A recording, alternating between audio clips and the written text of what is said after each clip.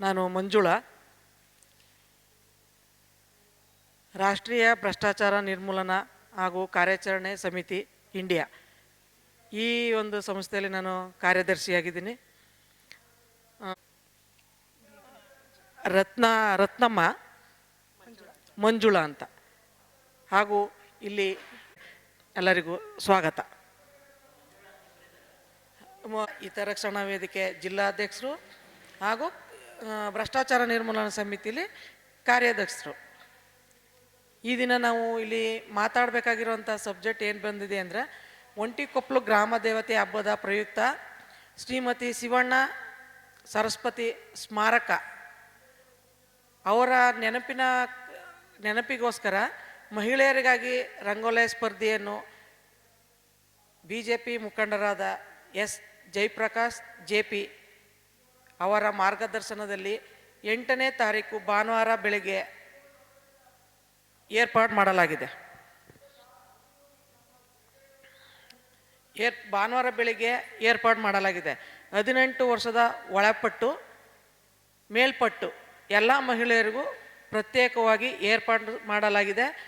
ಸ್ಪರ್ಧೆಯು ಒಂಟಿಕೊಪ್ಪಲ್ ಶ್ರೀ ಮಾರಮ್ಮ ದೇವಸ್ಥಾನ ಮುಂಭಾಗ ಚೆಲುವಾಂಬ ಪಾರ್ಕ್ ಬಳಿ 8 ಗಂಟೆ ಒಳಗಾಗಿ ಎಲ್ಲರೂ ಬರಬೇಕು. ಅದಕ್ಕೆ ಸಂಬಂಧಪಟ್ಟ ಎಲ್ಲ ಪದಾರ್ಥಗಳನ್ನು ಅವರೇ ತರಬೇಕಾಗಿದ್ದು, ಈ ದಿನ 5ನೇ ತಾರೀಕಿಂದ ನೋಂದಾವಣಿ ಕಾರ್ಯಕ್ರಮ ಶುರುವಾಗಿದೆ.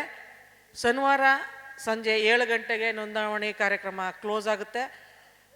ನೋಂದಾವಣಿಯಾದ ಪ್ರತಿ ಮಹಿಳೆಯರು ಕಾರ್ಯಕ್ರಮಕ್ಕೆ ತಪ್ಪದೇ ಬಂದು ಭಾಗವಹಿಸಬೇಕೆಂದು, ಸರಿಯಾದ ಸಮಯಕ್ಕೆ ಭಾಗವಹಿಸಬೇಕು. ವಿಜೇತರಿಗೆ ಆಕರ್ಷಕ ಬಹುಮಾನಿಯನ್ನು ನೀಡಲಾಗಿದೆ. ಈ ಕೆಳಗೆ ತಮ್ಮ ವಿಳಾಸ ಮತ್ತು ಹೆಸರು ಶನಿವಾರ 7 ಗಂಟೆ ಒಳಗೆ ನೋಂದಾವಣೆ ಮಾಡ್ಕೋಬೇಕು.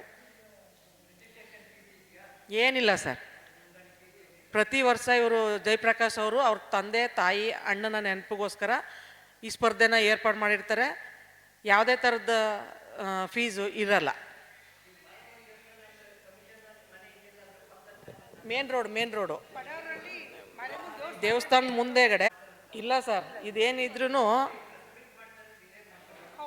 ಇದು ಪ್ರೆಸ್ ಮೀಟ್ ಮಾಡ್ತಾ ಇರೋದು ಪ್ರತಿ ವರ್ಷ ಮಾಡ್ತೀವಿ. ಪ್ರತಿ ವರ್ಷನೂ ಮೊದಲೆಲ್ಲ ಜಯಪ್ರಕಾಶ್ ಅವರು ಕಬಡ್ಡಿ ಆಟ ಆಡಿಸ್ತಾಯಿದ್ರು. ಈಗ 3 ವರ್ಷದಿಂದ ಮಹಿಳೆಯರಿಗೋಸ್ಕರ ರಂಗೋಲಿ ಸ್ಪರ್ಧೆನ ಏರ್ಪಾಡು ಮಾಡಿದ್ದಾರೆ. ಪ್ರತಿ ಸಲ ನಾವು ಈ ರಂಗೋಲಿ ಸ್ಪರ್ಧೆ ಮಾಡಬೇಕಾದ್ರೆ ಅದಕ್ಕೆ ತಕ್ಕಾಗೆ ಇಲ್ಲಿ ಬಂದು ಪತ್ರಿಕಾ ವರದಿನೂ ಮಾಡ್ತೀವಿ, ಮತ್ತು ವೋಚರು ರೆಡಿ ಮಾಡಿ ಮನೆಗೂ ತಲುಪಿಸ್ತಿದ್ದೀವಿ. ಇದರಲ್ಲಿ ಫೇಸ್ಬುಕ್ಕು, ವಾಟ್ಸಪ್ಪು ಎಲ್ಲದರಲ್ಲೂ ಹಾಕ್ತೀವಿ.